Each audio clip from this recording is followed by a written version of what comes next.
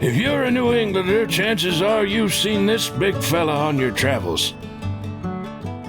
Since 2009, the Exit 48 dog has stood as a landmark for thousands of travelers, bringing a little joy to their daily commute in addition to raising a few eyebrows as well.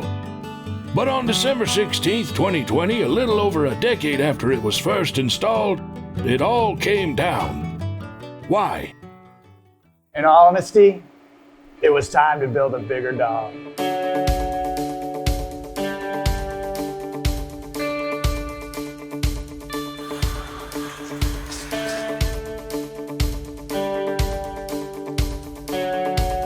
Just to give you some scale, that's how wide the other dog is, and this is how wide the new dog is.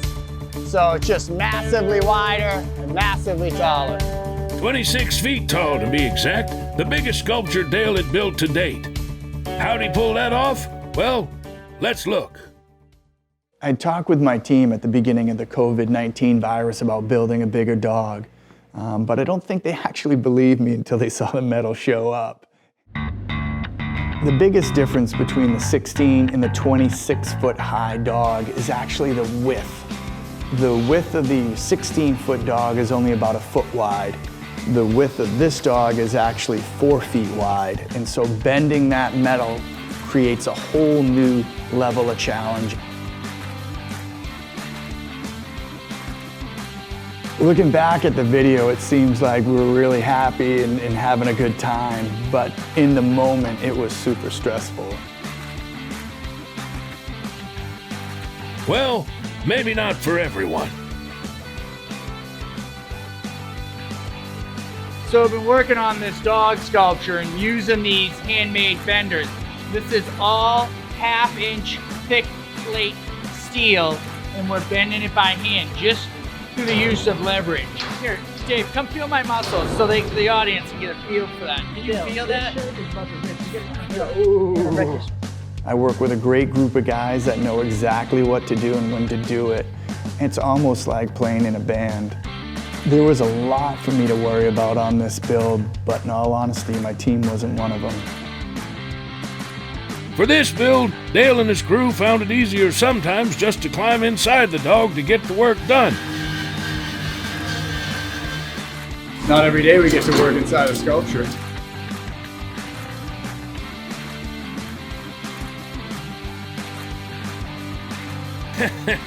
Looks like this fella might have had the most fun out of the whole bunch.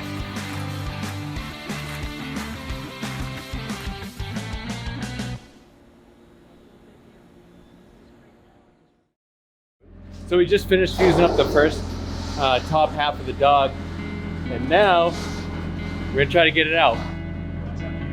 Just we'll see what happens.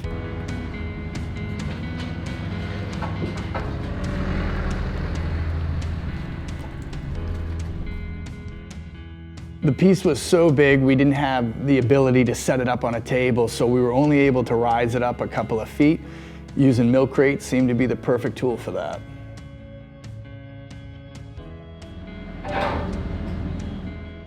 Each section of the dog is over 30 feet long and 12 feet wide, so getting it out a 10-foot door posed its own challenges. Well, I've heard of painting yourself into a corner, but how about welding yourself into a garage?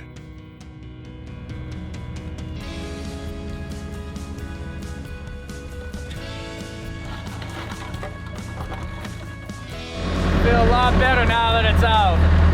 It's a big relief.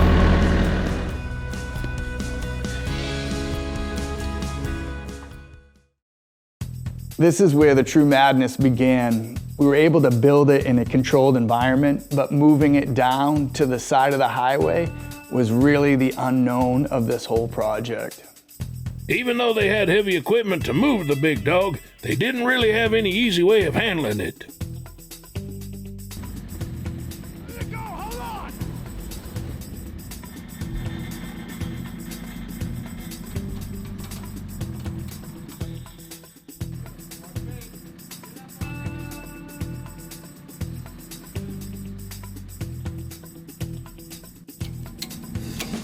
Even though this was the first time I was seeing only half of it stood up, the size of it blew me away.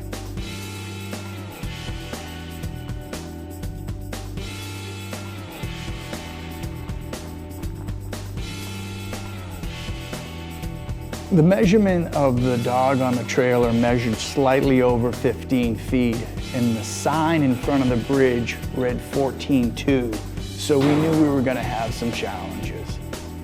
So we were concerned we wouldn't have enough clearance to get under this bridge.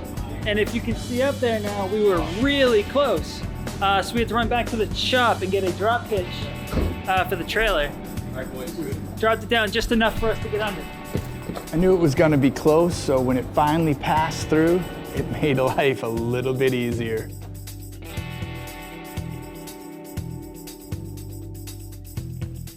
Well, they might have got the dog out of the driveway, but those Dale Rogers boys weren't out of the woods yet.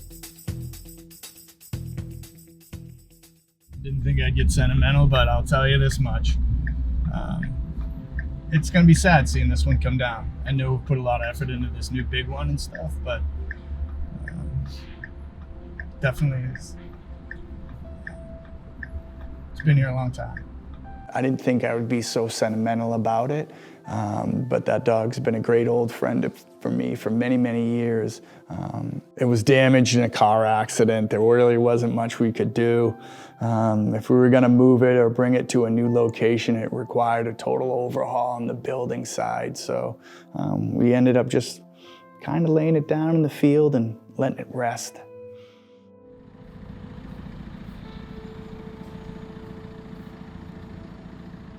Emotions were strong, but there was still plenty of work to be done.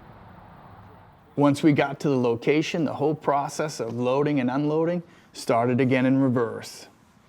We took the old dog down and put the new dog up in the same day, and I did that because I didn't want the community to be without its old friend. There's been a lot of changes since we put up the original dog on the highway, a bigger studio, more confidence, the team's experience, all came together, and that was what really made this dog possible. I knew we were gonna get started.